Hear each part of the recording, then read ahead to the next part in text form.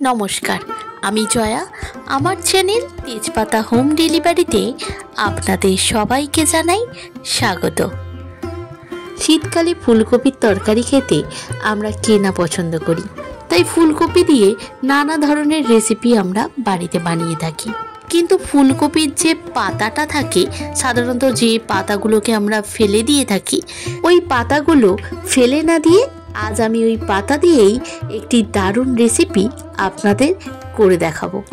এই ফুলকপি পাতা দিয়ে বানানো রেসিপি যারা খেয়েছেন তারা তো অবশ্যই জানেন খেতে কতটা সুস্বাদু হয়, কিন্তু যারা এখনো খাননি তারা ঝটপট একবার বাড়িতে এইভাবে ফুলকপি পাতার চচ্চড়ি বানিয়ে দেখুন। ফেলে দেওয়া উপকরণ দিয়েও যে এমন সুস্বাদু রেসিপি বানানো যায় তা একবার আপনারা বাড়িতে না বানালে বুঝতে পারবেন না।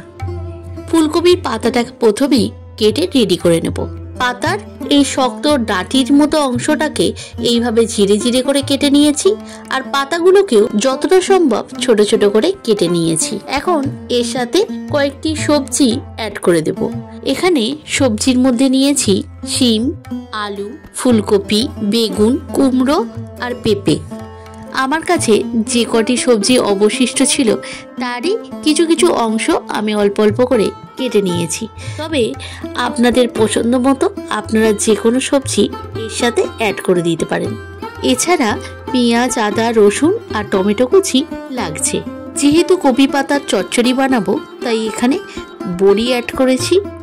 আচ্ছা, এখন কপি পাতা আর ডাঁটিটা জলের মধ্যে লবণ আর হলুদ দিয়ে ভালো করে ভাপিয়ে নেব।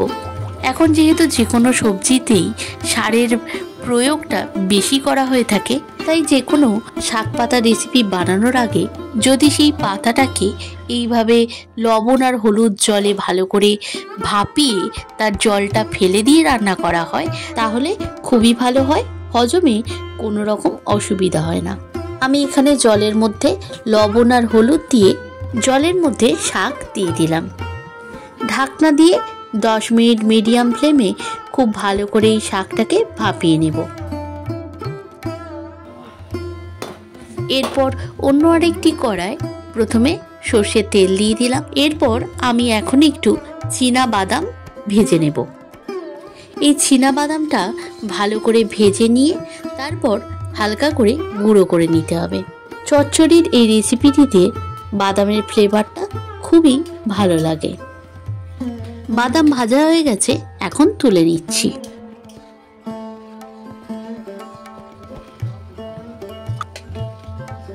এরপর বড়ি ভেজে নেব।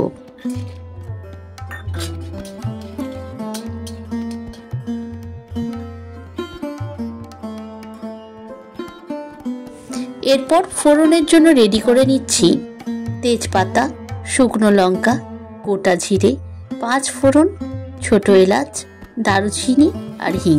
তেলের উপর ফোড়নটা এখন দিয়ে দিলাম। ফোড়নটা খুব ভালোভাবে গরম হয়ে এলে প্রথমে রসুন বাটা দিয়ে দেব।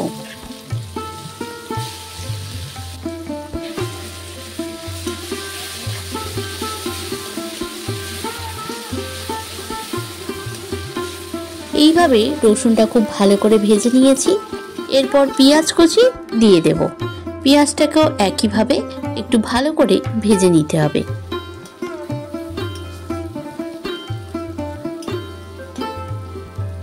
পেঁয়াজটা এইভাবে ভেজে নেওয়ার পর এখন একে একে সবজিগুলো দিয়ে দেব।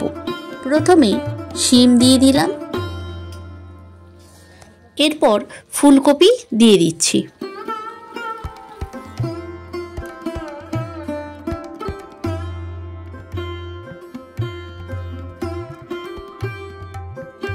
এরপর কুমড়ো আর পেঁপে কুচি দিয়ে দেব।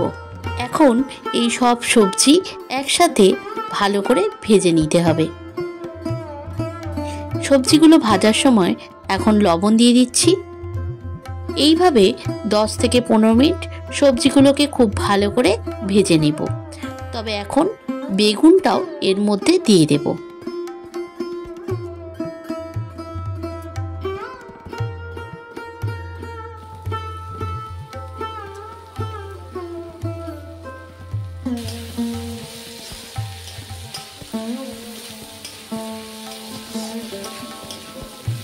10 মিনিট সবজিগুলোকে এইভাবে ভেজে নিয়েছি।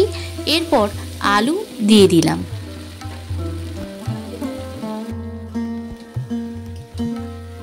সবজি ভাজতে ভাজতে ওদিকে শাকটা যে ভাপাতে বসিয়েছিলাম সেটাও এখন রেডি হয়ে গেছে, তাই এখন ছেঁকে ফেলবো।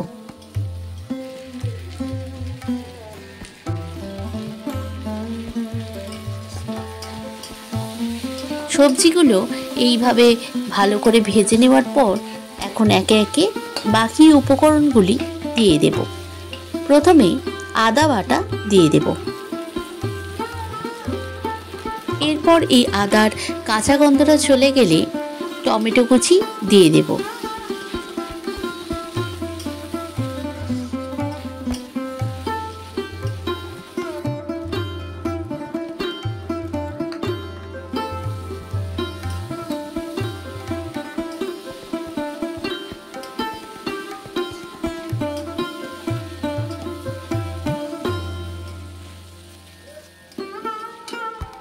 এরপর হলুদ গুঁড়ো, ধনে ও জিরে গুঁড়ো আর লঙ্কা গুঁড়ো দিয়ে দেব।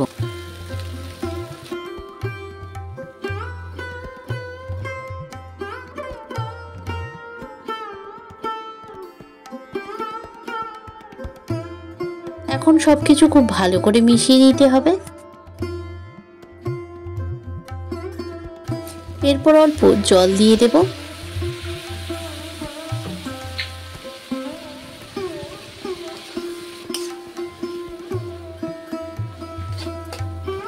আলু আর সবজি এখন অনেকটাই রান্না হয়ে গেছে।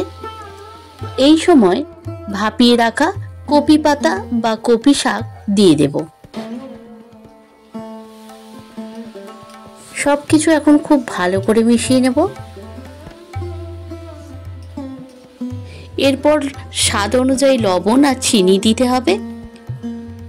শাক ভাপানোর সময় এবং সবজিগুলো ভাজার সময় যেহেতু লবণ ব্যবহার করেছি, তাই এখন শুধু চিনিটা দিয়ে দিলাম।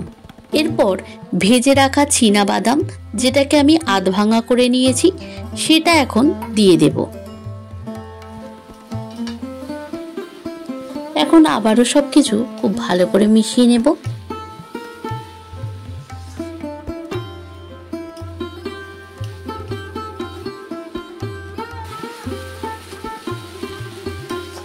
সবকিছু খুব ভালো করে মিশিয়ে নেওয়ার পর এখন পরিমাণ মতো জল দিয়ে হাই ফ্লেমে ভালো করে তরকারিটা ফুটিয়ে নেব।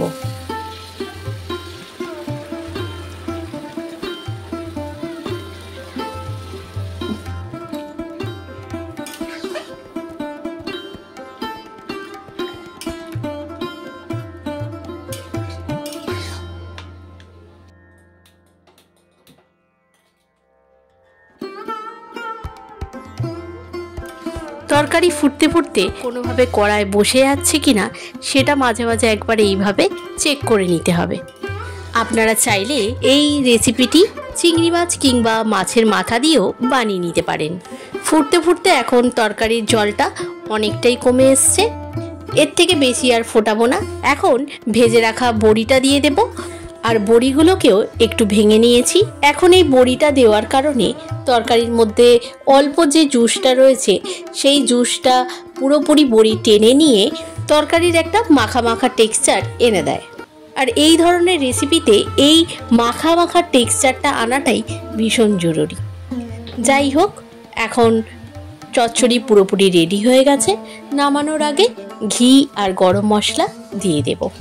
আপনারা চাইলে গরম মশলাটা অ্যাভয়েড করতে পারেন, তবে এই যে অনুষ্ঠান বাড়ির যে ছ্যাঁচড়া আমরা খেয়ে থাকি সেই ফ্লেভারটা যদি এই তরকারিতে পেতে চান, তার জন্য আপনাদের অল্প হলেও গরম মশলা দিয়ে দিতে হবে। কপি পাতা চচ্চড়ি এখন পুরোপুরি রেডি হয়ে গেছে। আপনারা এই শীতের মরশুমে এভাবে একবার রেসিপিটি বানিয়ে দেখুন। আশা করি আপনাদেরও রেসিপিটি নিশ্চয়ই ভালো লাগবে।